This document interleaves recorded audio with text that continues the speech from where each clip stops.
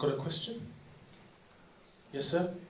The last book, Everything You Need to Know, was massively explosive. Not on the scale of this, obviously, but I remember you said in an interview, you sent copies of that book to every major media organisation in the country. Right. And they all ignored it. Yeah. Do you think this book will be ignored, as explosive as it is anyway? That's a very interesting question. If people didn't get that online, the question was, I sent copies of my last book, Everything You Need to Know But Never Been Told, which was explosive, to all the major media organisations, and they completely ignored it. I'll tell you something I found interesting. When because of course I was banned from Australia, basically on the say-so of one guy, an ultra-Zionist called Divi Abramovich, who runs a man and a dog organisation called the Anti-Defamation Commission. And what they do is they prove you're right by saying you're wrong. No, you can't say that we are, people like him have too much power, and because you've said that, I'm going to have you banned from Australia. You know what I mean? It's like, well, you've proven me right then. Anyway, but the media ignored it.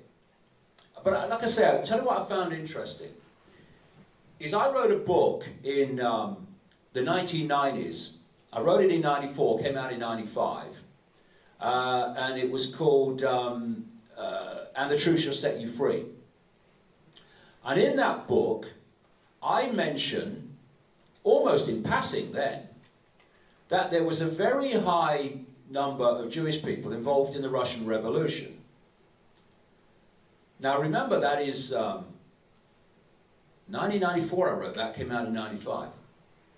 When they're trying to demonize me as an anti-Semite, they quote from that.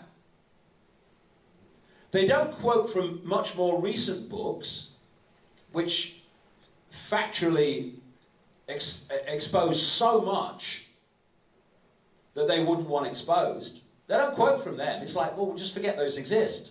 Please. We'll quote from this one. And there is a chance that they'll try to ignore it, absolutely. Because the more they attack me for it, the more people will be aware of it and say, well, what are they attacking him for? Let's have a look at this. And by the way, on that thing about the Russian Revolution, it's an interesting point. I quote this in the book. You know, as long ago as 1920, literally in the wake of the Russian Revolution, there was an English writer who went back to the original documents of the revolution. And he found an extraordinary number of Jewish people involved in the revolution. It was an extraordinary percentage from the original documents. And so when you mention that, people would say, see, he's an anti-Semite. But there's another question to answer here, or to ask here, which relates to what I've just said. And it's this. Given that there were so many Jewish people involved in the Russian Revolution at the core, how come that after that revolution, Jewish people were subject to horrific treatment in Russia? Why? That's the question. And the answer is this, in effect. Those Jewish people involved in the Russian Revolution, which was all connects into the Rothschilds, all this Sabbatean Frankism that I'm talking about, were not Jewish, overwhelmingly. They were Sabbatean Frankists who hate Jews. And so when they get power, what did they do in Russia? They targeted Jewish people. This is the big penny drop of what's actually going on. What they do is they pose as a certain belief system, if you like, within the Jewish community, within the Islamic community, within Roman Catholic community. They pose as those people, and people within that community think you're one of us. But actually they're running a completely different agenda, using those communities as a front to hide behind. And they don't want this stuff known to the public. This is why these Jewish sources that I quote in the book for all this were marginalized and found it very difficult to get this stuff out to a wider audience. And because I have a public profile, and because basically I don't give a shit, you know, people should never underestimate the power of not giving a shit, because the power to control the population is to get the population to give a shit. That's where fear of the consequences comes, in terms of, I know it's right, I know I should be putting this out, but what are the consequences for me?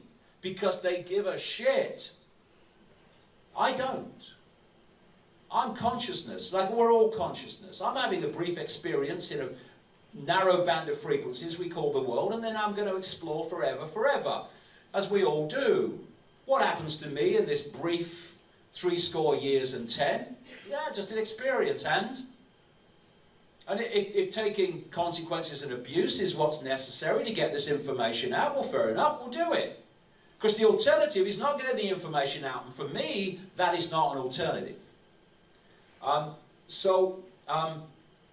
There is a chance that they'll ignore it, and there is another chance, especially if the book starts to get out, and I tell you what, the interest in this book has been like no other, right? Phenomenal.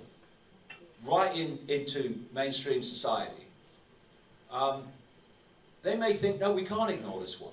And then they'll go for demonization overwhelmingly. And once again, I won't give a shit. I've been demonized and abused for 30 years. In one ear and out the bloody other, to me.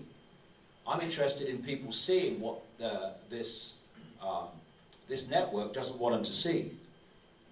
And if that's consequences to me, it's consequences to me. And, you know, be another one along tomorrow.